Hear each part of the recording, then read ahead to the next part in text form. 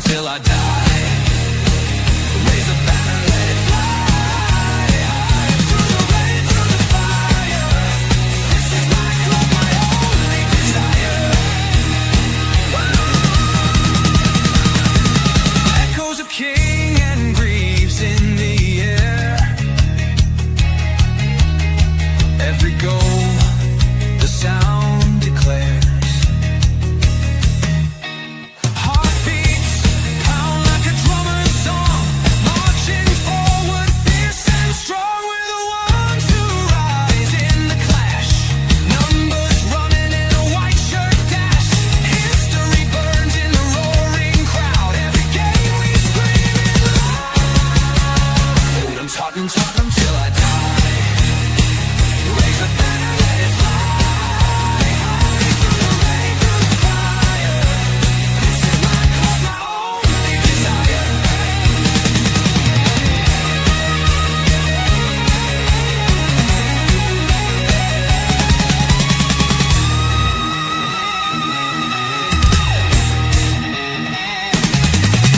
We're the ones who rise in the clash. Numbers running in a white shirt dash. History burns in the roaring crowd. Every game we scream it loud. I'm Tottenham, Tottenham till I die. Raise a banner, let it fly high through the rain, through the fire. This is my club, my only desire.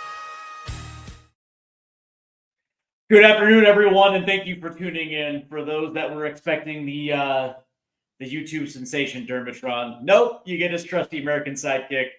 I am Steve Silver today to host the lineup prediction because Dermatron.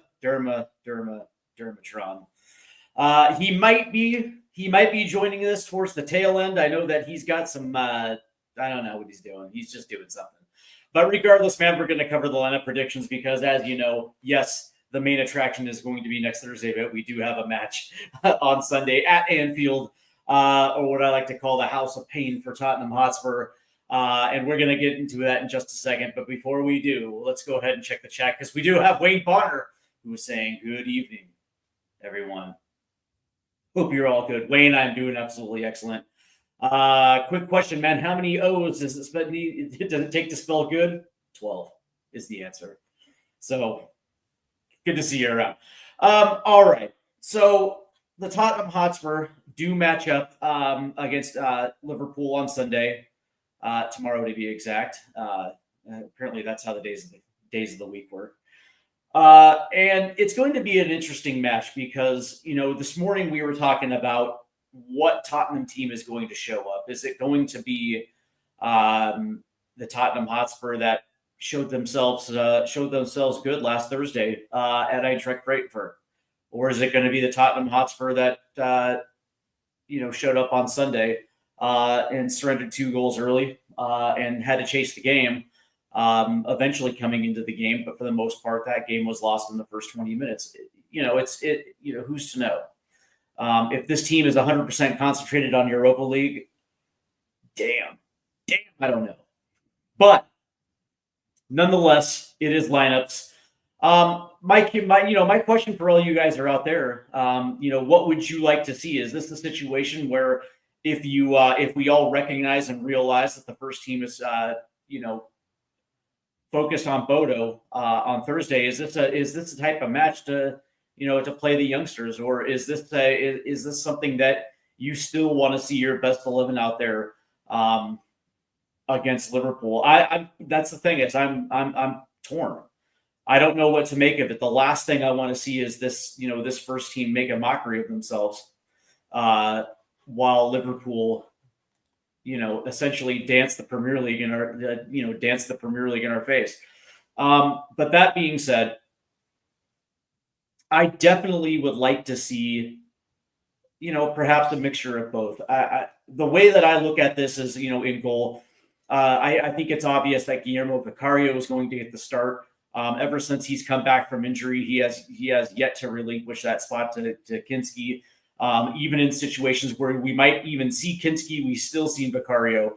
And I certainly think that come tomorrow, we will again see Vicario. He's the best keeper Spurs currently have, and I see no reason to take that out. Now at the wing back positions, the fullback positions, this is probably going to be a week where I'm sitting Pedro Porro, and this is no disrespect to Pedro Porro. I like him, and I've always liked Pedro. But that being said, when that dude is not turned on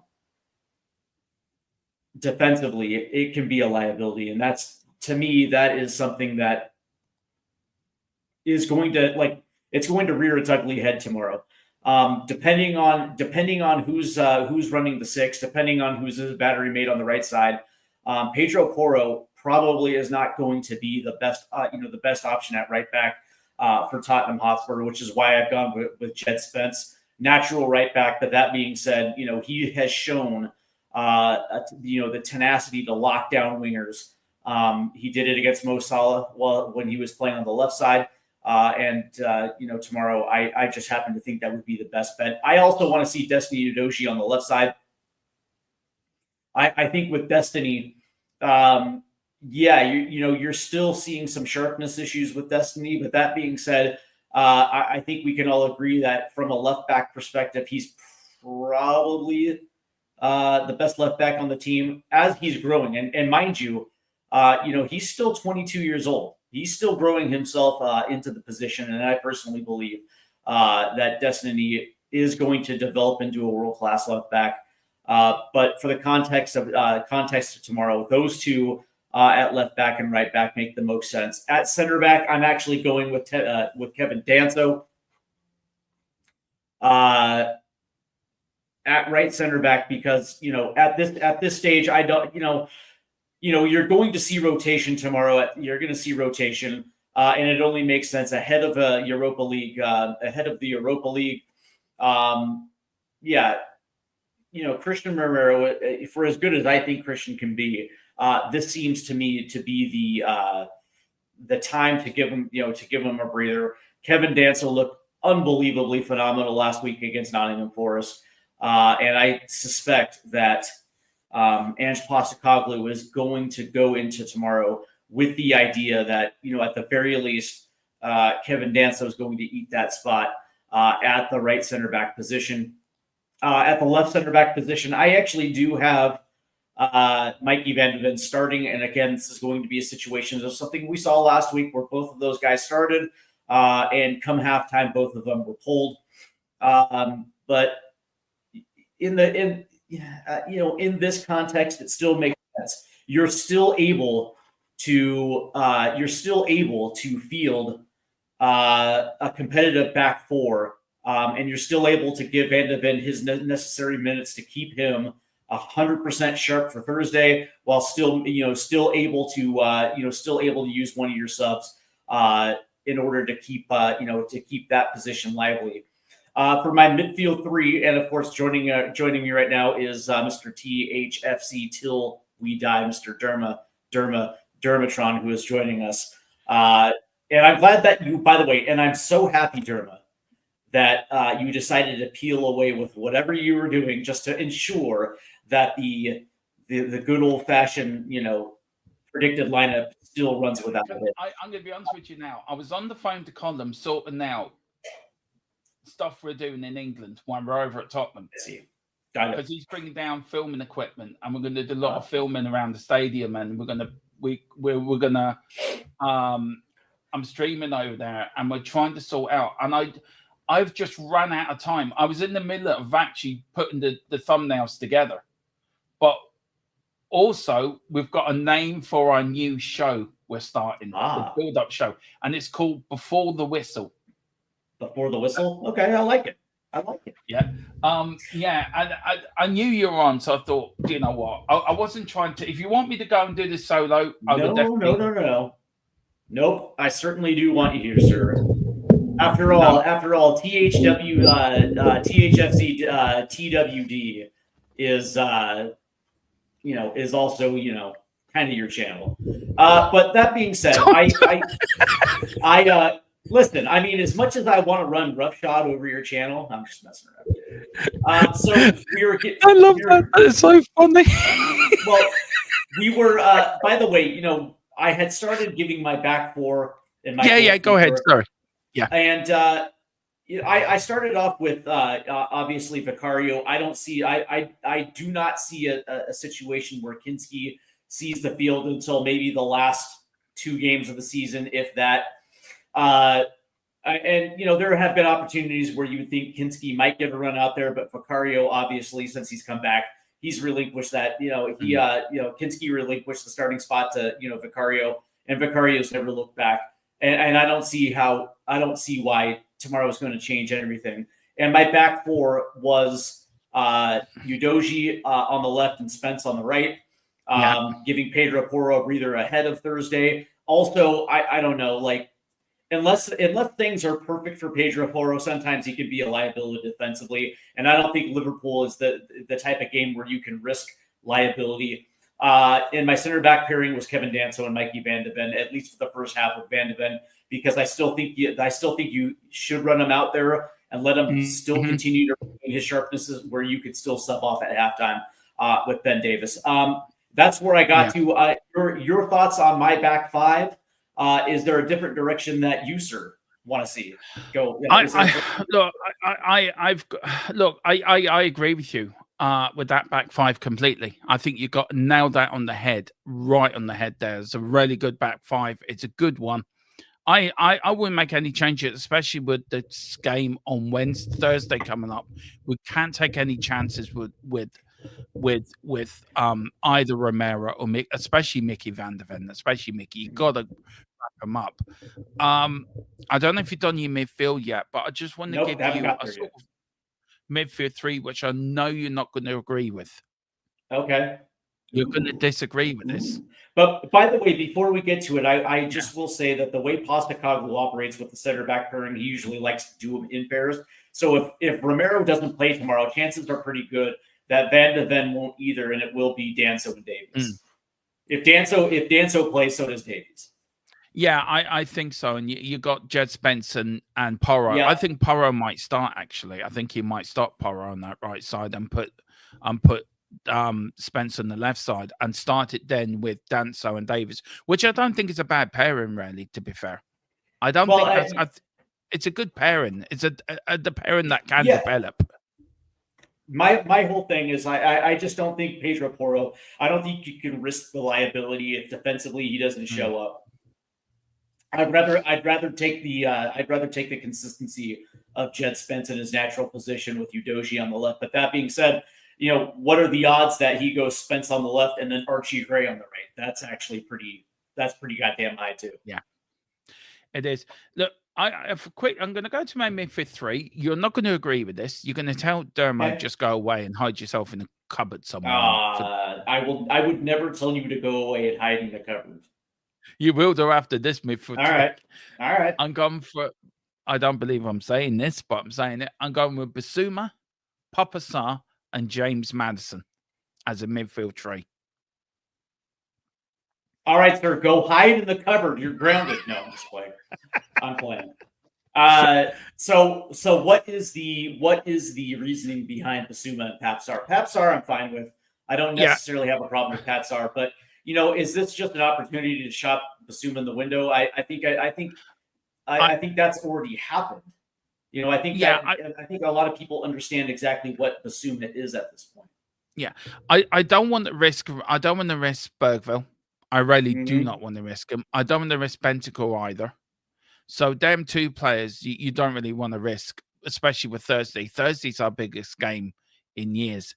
So you pick. I know, but we complained and we have complained that Basuma and Sarr cannot play together. I know we've said that on multiple occasions. You, me, both have said it.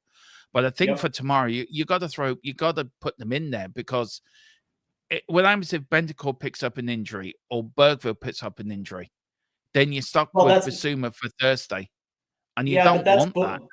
I understand that, right? And you would rather sacrifice the small to make sure the big show up on Thursday. But that being said, it's like, the problem with Basuma is he's so careless with the football. His footwork isn't straight, so he has trouble receiving and then turning up the field. And he's so careless with the football that he gets his pocket picked in the mid. And we saw what happened in that. I believe it was the second leg against Liverpool at Anfield. I think he played in that game, and he was just absolutely atrocious. I don't think that he has the mentality to handle big games. And make no mistake, tomorrow is actually kind of a big game. It is. I just don't think he has it. But yeah, I mean, so I mean, what is Basuma and Sarr? Are they getting 70 minutes tomorrow? What's your? I would give Sarr. I would give Sarr the full game. I give Sarr the full game. I give them the full game. James Maddison, I will probably give 70 minutes because I want him in Thursday. So you give him 70 minutes. But Basuma and Sarr, give them the full game. Because I do not want him to rest Bentancur or Bergville for Thursday. Because for me, Bergville and Bentancur play so well together. They complement one another. It's like he's learning from the master. It's master and student. And he's learning from Bentancur how he does stuff. You may have said it more than one occasion. He's a Roy Keane type player. And you can see Bergville, when he plays with Bentancur, he's learning. He's improving, and you see that in his defensive way he's playing as well. If he was playing with Sarr or Basuma, he wouldn't get that learning off them, but he is off Bentancur. And with Maddison, I think he needs to show up tomorrow. He needs to prove why he's on number 10. He's got now, between now and the end of the season, to prove to me he's the player to go into that role next season. Because he hasn't showed up. He needs to have a consistent end to the season. That would be and a ideal. lot of these players are playing for their futures, to be fair, Steve, aren't they? They really are.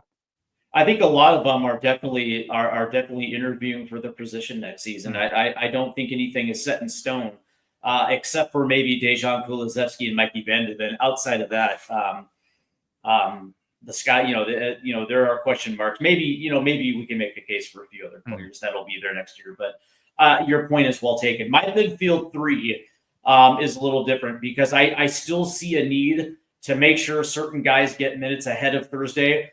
But again, there is also that caveat of subs as well too. And Ange Postecoglou has certainly been mindful of making sure that certain players are pulled off by a certain time, with the bulk of the second half being played by other cats. I have James Maddison starting because he didn't start last week. He could have started. Ange held him out, and I would probably think he's going to get a run out at the 10 for at least the first half, just to get the wheels turning for him, just to keep him sharp. Same thing. I got Dejan Kulusevski playing in that other high roaming 10 position because again, the way that he operates, he likes to have two creative 10s playing up high, both on both sides. And so I have Dejan Kulusevski out there for at least 60 minutes, if not maybe stretched out till 70. And then my 6, I actually have Rodrigo Betancourt tomorrow, and I think we're going to see that for at least a half. And then I wouldn't be surprised if then we see like Yves Bissouma catch some garbage time tomorrow. No, I agree with you. Because what happens if we go down 2 or 3 by the end of the first half, then you're going to see a lot of subs come off at halftime. Yeah. It's just we've seen that a few times already this season where the game is completely out of reach because of the slow start, and then by half he just makes switches, especially if he knows there's a bigger game on the horizon. So that's my midfield 3. What do you think about that? Kulu, Maddison, and Betancourt. I agree. I think, look, it's a midfield 3 I probably would like to see, but I'm more thinking the Thursday. That's why I've picked the 3. But if I'm pushed and you're asking me to pick whether I go for your midfield 3, I'll go for my midfield 3. I go for your midfield 3 all day long. But my midfield 3 is more of a mind on for Thursday, but yours makes more sense, if you know what I mean. Because if you do Bissouma, we will get overrun in that midfield, and you don't let Liverpool overrun you in that midfield, because they will do. Yeah, but that also, and my biggest worry is if Basuma starts and he does get overrun, it means that Papsar has to cover two Mm. positions, which essentially nullifies Papsar's game, because you want Papsar to be able to to run in channels and occupy certain zones, and he also can be dangerous as well too, if he's played incorrectly. I do like Paps. I've always liked Papsar. I just don't know if playing Basuma next to him is actually good for him. But then again, would I be surprised if Basuma plays tomorrow? Not at all. Not at all. It's tough, isn't it? Ange has got a Mhm. tough decision to make, hasn't he? Tomorrow. the He- the best part is the five subs, right? With yeah. five subs, you're able to course correct so much Mm. easier back in the day when it was three. You know what I mean? Yeah. And also with if he gets it wrong, and then all the backlash if we lose heavily tomorrow, if Liverpool steamrollers, all the backlash. But I do you know what? I've got a gut feeling we might win tomorrow. I know it went for 1-0 earlier, but Yeah. I've been really thinking about it. Uh-oh. And Uh-oh. I have a funny 1-0 coming into my head. You think we're gonna hold Liverpool to a clean sheet tomorrow? Either 2-1, either 1-0, 2-1, or 3-2. It'd be a really odd number win. I just don't know. I've gone away from the draw. I mean, look, against Liverpool, this is a fact. Head-to-head, Tottenham have just won 2 of the last 24 league meetings against Liverpool. 6 draws, 16 defeat, with both victories coming at home. So you're saying there's a chance. So you're There's a saying chance. there's a chance. Yeah, and Liverpool are unbeaten in their last 15 home games against Tottenham in all competitions, 1-11, drawn 4, winning the last 3, scoring 4 goals each time. So we got to beat them sometime. So we might as well beat them tomorrow. I know love it. he's sitting there thinking, I heard he was delusional. I heard he was No, crazy. well, so now I know he is. my question for you is, how many times did you get this special feeling ahead of a match only to be right about it this year, specifically this year? Well, if you look, I'll be honest, probably twice. I'll be honest. The one of them was the Man City 4-0 win. Did you That was- did you predict the 4-0? I can't remember. I need to look back. I can't remember. That's funny. I can't remember if I did. Yeah. But every time Spurs play, I get this funny feeling that we're going to win. All right, so let's talk forward line, Derma. Yeah. The Achilles heel of the Tottenham Hotspur, Yeah. the three that are responsible for the bulk of the goal scoring over the last 4 months, not so great. But that being said, what do you? Let me give you my three, and Okay. if you think it's different, certainly speak up. I think this is going to be a Matisse Tell on the left, Solanke up the middle, and Wilson Odegaard on the right. I can't see anything wrong with that whatsoever, to be fair. The only thing I may say, he may start Johnson. Brennan Johnson may start. That's the only thing. I don't know why I'm swinging a spoon around. I don't know why I got a spoon in my hand at all. No, I think Johnson may start tomorrow. Now, I like your front three, because that's the front three. I think you got Odegaard and Tell. They're young, they're fast. Right. I don't know who's on Trent Alexander's side, but if it's Odegaard, he's going to give him. It'll be Tell, right? Trent Alexander-Arnold is a right back, correct? So that's going to be Tell. Tell's going to give him all sorts of problems tomorrow. I like that front tree. I'll go for that front tree then, Steve. I think the one I would have changed is probably Johnson for Odegaard, but I like Odegaard or Odegaard. I think the way he plays is just, he does skin defenders. Yeah, to your point, if Brendan Johnson plays tomorrow, that almost signifies that he probably won't play in that first leg against Bodo. If he runs Johnson out tomorrow, I don't know what that tells you, but it tells me that Odegaard is probably going to be taking that spot come Thursday. Yeah, I would say so. Yeah. What I want to ask you a question. What do you Mhm. think is going through Ange Postecoglou's head tonight? Like, he knows Liverpool's a tough game. He knows if he doesn't get a result, as I said before, all the negative crap comes out. Mm. But do you think if Tottenham get a good result tomorrow, that would give them even more confidence going into the game on Thursday? 100%. You would think that it would, right? Like even in a loss, but we were talking about this morning. If they go Mm. out there and they play hard, like very hard, and Yeah. they're hustling to the ball. They're taking their chances in 1v1 situations. They're 50-50 balls in their aerial duels, and they come up just a little short. Yeah, I would probably think that Ange Postecoglou was going to be happy to see that because at least they didn't lay down.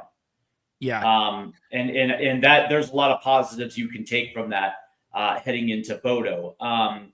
Ideally, you would think that Ange Postecoglou wants to win this one, just like he wants to win every other one. I listened to his press conference just about an hour ago, and he's adamant that he didn't like the idea that last year there were fans that wanted him to lose against City. And and he was essentially saying that every single match that I go into, we're not thinking about laying down, we're not thinking about doing any other thing except for winning. So that's the mentality he goes to, and But that being said, it's like what are some of these players' mentality?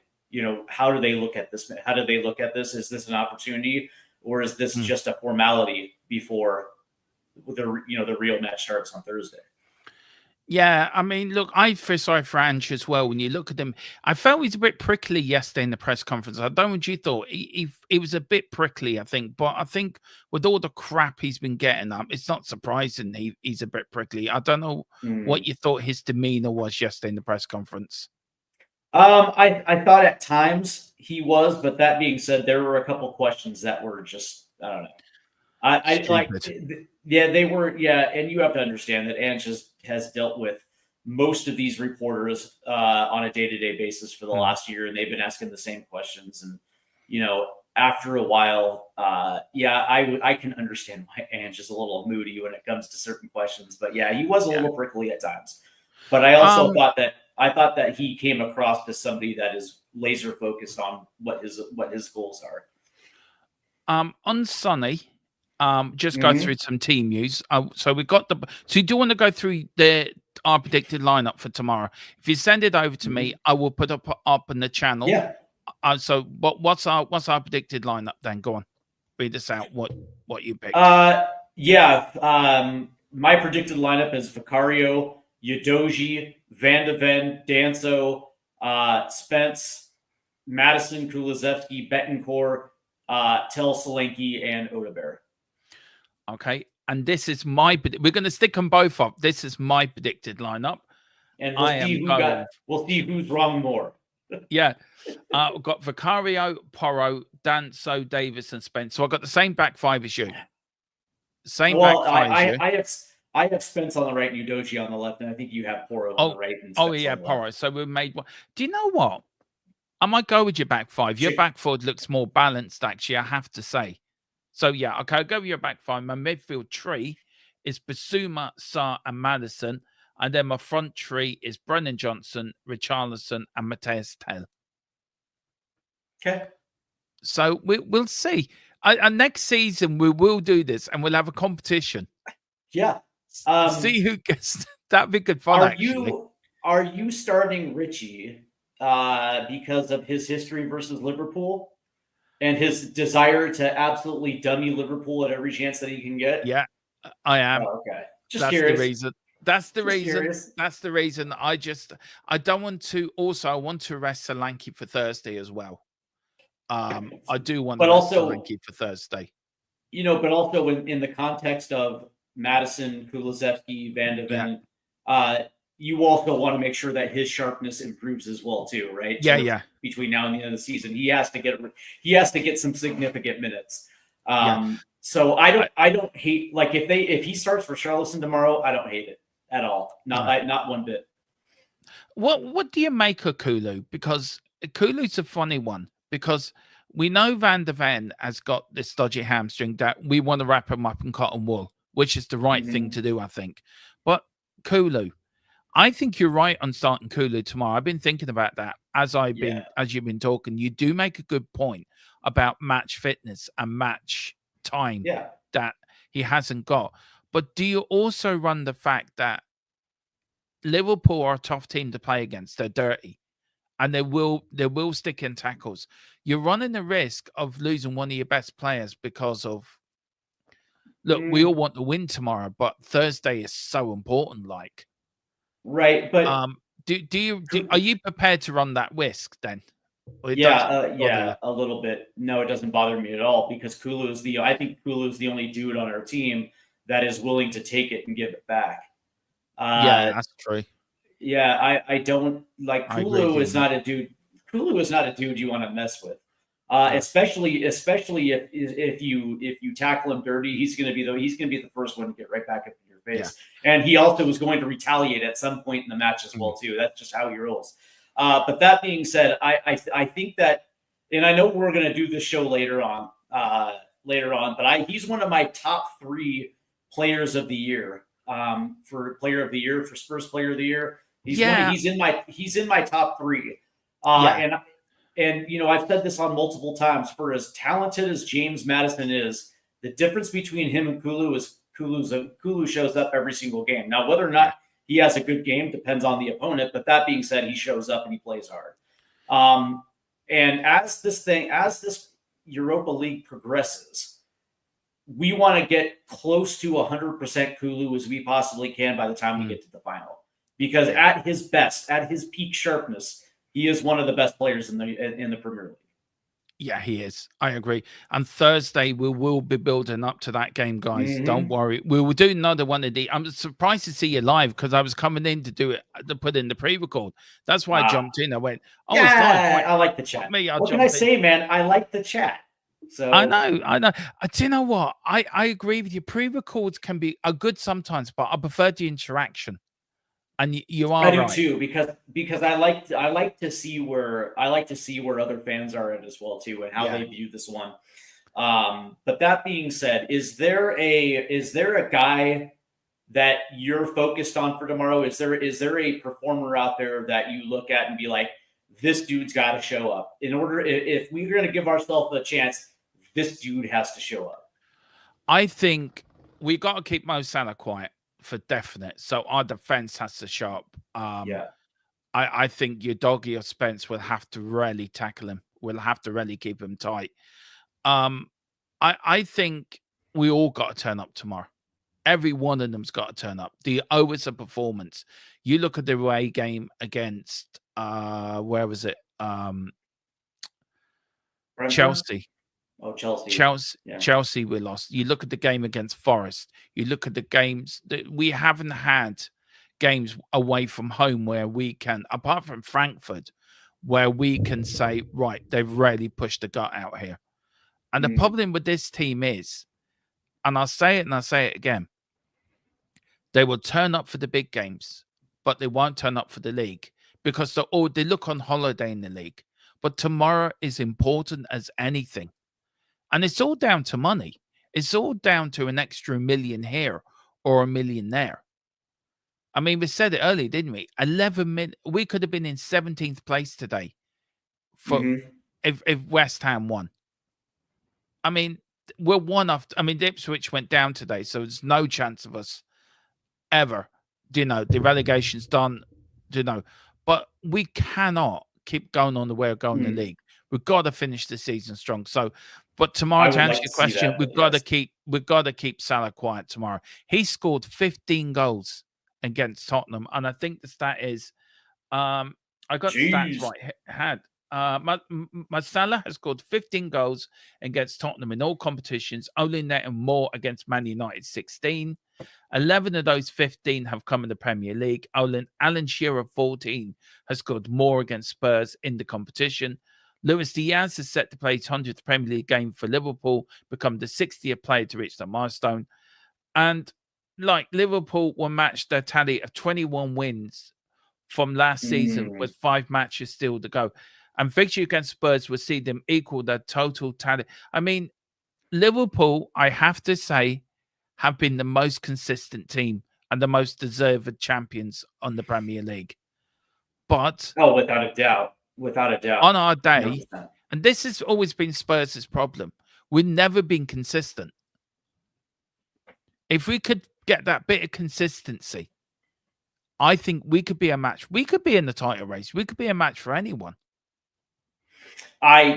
Yes, and we've seen it. And by the way, Colin says, let's be honest here. This is the City game of the last season, just with a different opponent. Spurs fans will be celebrating if Liverpool wins because it stops Arsenal from winning the title. Oh, I couldn't give a shit.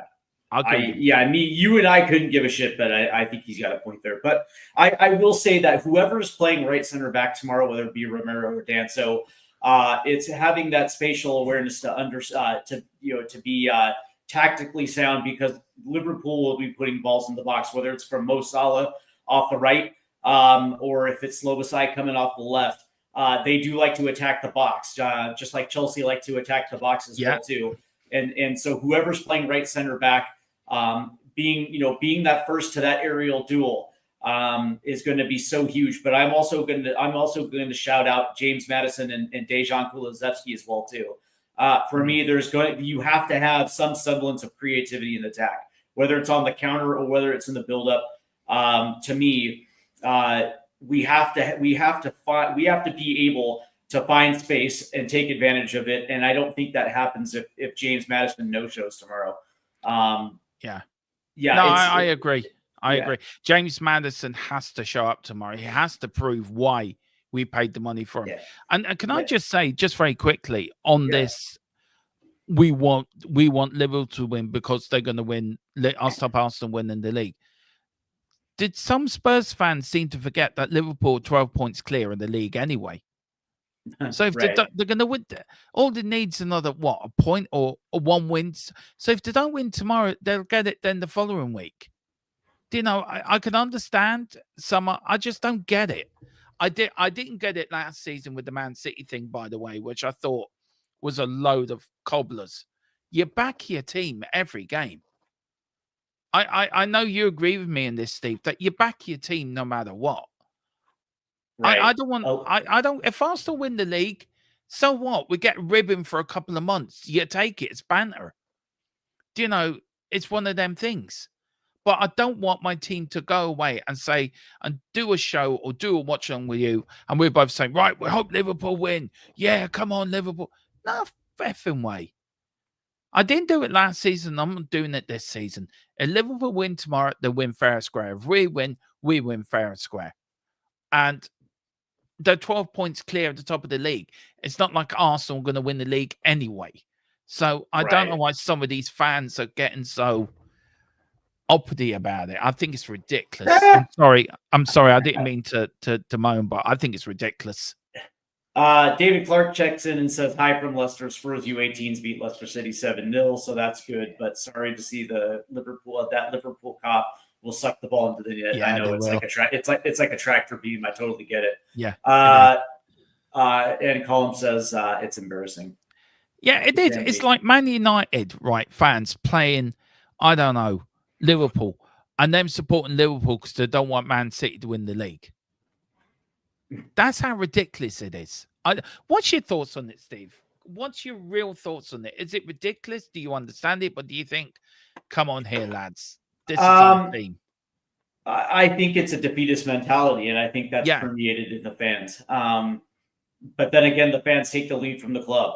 And when we haven't won a trophy in damn near 18 years, haven't won an FA Cup since 91, haven't won the European trophy since 84, haven't won the league since 1961. So these fans are starved for it, and they take the lead. They take the lead from the club, and so when the club acts like they show up and they play it like a friendly, and they have this laissez-faire attitude that permeates down to the fans, and so they take their cue from the club, and I just think it's a defeatist mentality to sit there and root against your team because it means that Arsenal can't win it, and it's like, dude, if we would have just handled our business, we would have taken care of it. Yeah. You know what I mean? We would have taken care of it, but I might change my mind about Richarlison starting after seeing this stat.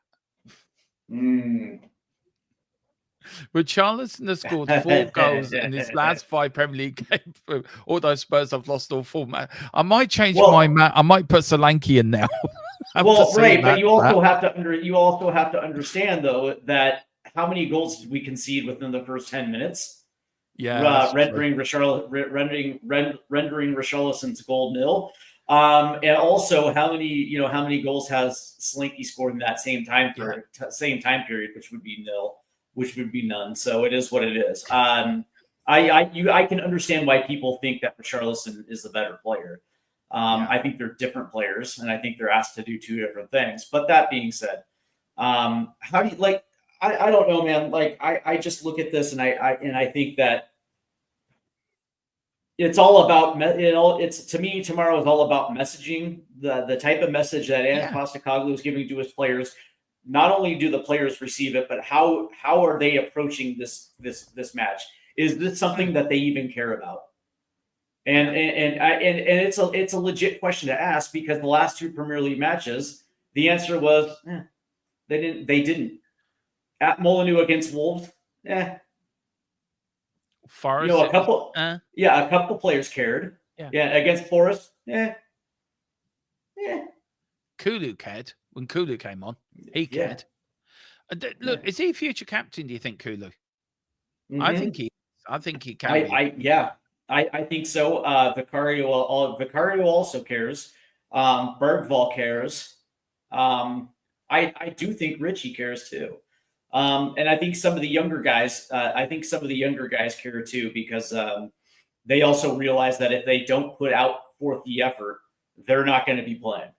No. So they're almost in a position where they have no choice but to care. But some of these senior players, man, I know. It boggles my mind. Especially for a dude like James Maddison, who wants to be a part of Thomas Tuchel's England squad. I know. That's his desire. He wants to be an England international. Yeah. And yet these are the performances that he puts out. And it's like, well, wait a second. You can't have one without the other. No. And they've got World Cup next year as well. He's playing for it, and he's not going to get it. I mean, I look at the likes of Romero. I look at the likes of Pedro Porro. I look at the likes of them. Because I put Mickey van der Ven into that young player group. Do you know what I mean? I do too. I think, look, we will do a show in this, and I think next week we might do it, or I think we might do it next week if one night we are going to start a new 11 o'clock show one night, every Friday, 11 o'clock. We're going to do it for Steve because it's about to him. We're going to go out prime time, US style. We're going to go out, but I think the first show should be about the leadership group. Yes, that would be a good conversation to have. I think we need to talk about the leadership group, and we need to talk about where it needs changing. If Ange stays, does he need to change his stance on not having anything to do with the dressing room? Yeah, leadership groups never work. Leadership groups never work because here's the thing: they never hold their teammates accountable because nobody's holding them accountable as well too. How you pick a captain is it is a player vote. So you take a consensus of who they think would be good captains. The top two names that are mentioned go into a vote. And whoever votes on the captain, that's your captain. Whoever's the second place, that's your vice captain. And then you go forth with that. That is your captain and vice captain. That's how it's done. That's how it's always done. This leadership committee does not work because chances are pretty good that most of these guys pretty much aren't leaders. How are you going to be in a leadership committee if you can't lead? You don't need a leadership committee. If you're on that pitch, you're a captain. You don't need to be within a leadership. There should be 11 captains on that pitch when Tottenham come out that are not afraid to turn around to his teammate and say, you're not pulling your weight. Somebody should turn around to James Mann and say, during the match, you're not pulling your weight. Where's Sonny? I love Sonny, but Sonny is quiet. You look at Bergville. Bergville comes on. For me, I think he's a captain in material. Look, I keep going back to Graham Roberts, and Wayne Bonner in the chat will probably agree with me, but that 80s side had about 4 or 5 captains that weren't captains. Right. Yeah, and I think that that's the thing is I think the two guys that have that have the captain material, believe it or not, Vicario, Kulusevski, and believe it or not, man, Lucas Bergvall has future captain written all over him. Yeah. I think you want to wrap this up now, Steve. You're the host, so you take charge, sir. Look, absolutely. Go ahead, Dermot. Score prediction. I might not join you for the watch along because I've got so much work to do. I've got to stick thumbnails up for tomorrow. I've got all that prep work to do. So I will have you on the other monitor. Please do go over and support Steve. I wanted to say this. I meant to say it earlier. This man next to me has been an absolute joy to join the channel. He's an absolute gentleman off the screen. He is off the screen. You get what you get on the screen. Steve is exactly the same. He's a really good co-host. I love doing shows with him. I've got a great balance with him as well because it's like James and Colin. They all work up. I say it to James as well, and I said it to Colin. You very quickly get up to my because I'm autistic, I have a different thought process to everyone else, and you three seem to pick it up for it straight away.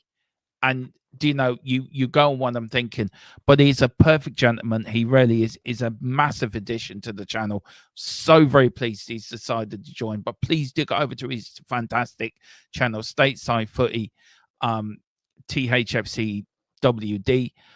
He does great stuff over there. He does a mega MLS watch along, guys. Please do go over 9:30. I want you to pile in there. I want you to pile onto his channel. I want you to hit that subscription button, and I want you to join him for the best MLS watch along around, because this man does it perfectly. And also, I want to say thank you, Steve, for coming and joining the channel and becoming part of the family.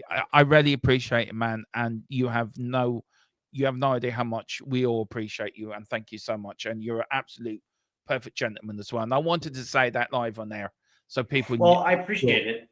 I appreciate it, and I do appreciate the hospitality. You've been nothing but gracious, and I do appreciate it. But before we take off, make sure you hit the like and subscribe button. The more subs that we get, the more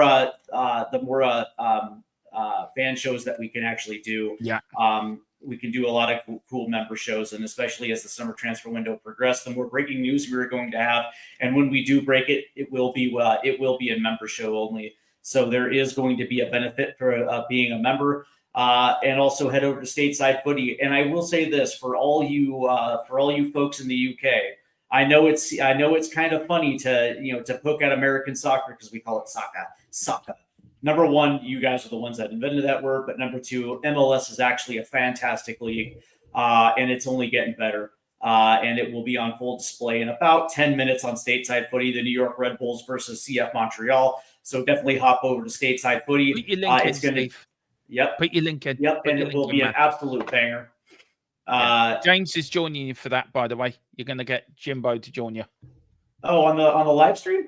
Yeah, that's him there. That's James's YouTube thing. So bigger, he snuck in there. And also James knows what I think of him as well. I am a very lucky channel owner to have the people I have on the channel. Yeah, I'm very lucky. So yeah, and look, it's gonna be great. I tell you one thing now, I've been nothing without the subscribers and the members we have. So we thank you as well. You're the one that keeps us going. I'm now going to go and do a load of work behind the scenes. James and Steve are going to keep you entertained for the next couple of hours. I will be in the chat. I am going to have the game on. You've now got me hooked to MLS now, Steve. Good. Because I'll say this, right? I know the global wrap on MLS, like when Beckham was there, there was only 17 teams in the league. It wasn't that great. Now there's 30 teams in the league, and there are nothing but absolute monsters and killers over in that league that put the ball in the back of the net. It's entertaining. And Gerard, I'll tell you what, I will talk about ProRel. in the stream in about 10 minutes. So why don't you shoot on over, and we'll talk about the reason why the MLS does not have Pro Rel. I got one question. When the NFL starts, can we do one NFL stream? Because I need you to explain to me. Stream? Yeah, please explain to me, right, how NFL works. So I don't have a bloody clue. I started watching it last season. I'm a Dallas Cowboys fan, right? I picked them as my team. But I don't know if it's the right team to pick. So I need, before this NFL starts, I want you, even one show, to do me a guide to NFL and who to follow. Because I haven't got a clue what I'm watching. It's easy. It's either the Seattle Seahawks or the Detroit Lions. One of those two teams will do you good. All right. I go for the Seattle because you're from Seattle and Jack's from Seattle. Right. And I support the Seattle Sounders too. Right. So there you go. Well, that's going to do it for us. Let us know how you feel about tomorrow's lineup. Put it there in the chat. Also, make sure you hit the like and subscribe button. Outside of that, man, I hope you guys have a terrific rest of your Saturday. I hope your Sunday goes well. Kick back, relax, and enjoy your weekend before ultimately we all have to adult again on Monday. Until then, have a great day, guys. Come on, you Spurs. With the pride of the fight, on this journey we'll ride, with our passion burning bright. Up in Spurs we arise, eyes on the prize, victory in sight with all our might, with all our might, with all our might.